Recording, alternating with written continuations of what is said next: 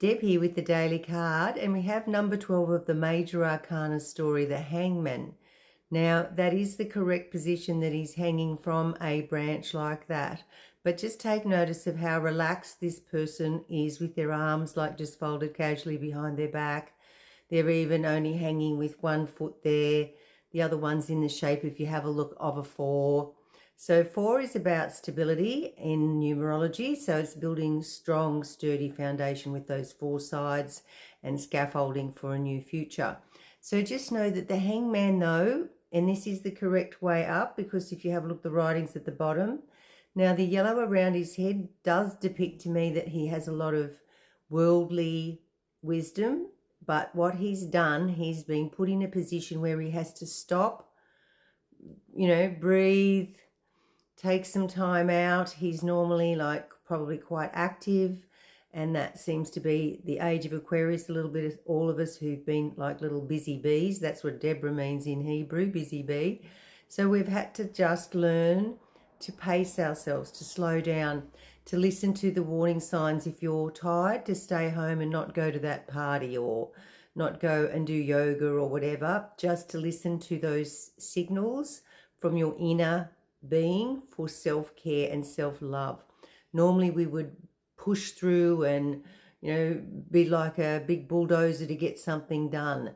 This card is virtually where that one's been. This Hangman, he's been frantically looking for ways to get a rich quick scheme idea together.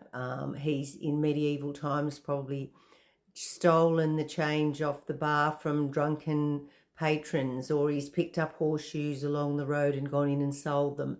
So he's been trying to be a little bit shifty in his way of building security for himself and his family, and it's come back to bite him, because why he's hanging in medieval times, I believe, is he could be hanging by the neck, but they've elected to put him in the gallows, and he's got plenty of time to think about what and where he could have done better and gone wrong. And that's all of us. We all can learn from our mistakes, which I like to call missteps, and turn our lives around and be a better person. And in that contemplation, which is where he is, he's hanging around, literally, thinking about things, voicing things, which is the blue. Perhaps it's time to speak up and be honest, or, it's time to not live in that fantasy world where you think that money's just going to land in your lap. You've just got to knuckle down and do the hard work. But in that contemplation time is layers and layers of other things that come up in that quiet space, because you're not distracted and you're not worried and you're not rushing. So many good things come out of contemplation and staying still and hanging around, listening to music, going for a walk.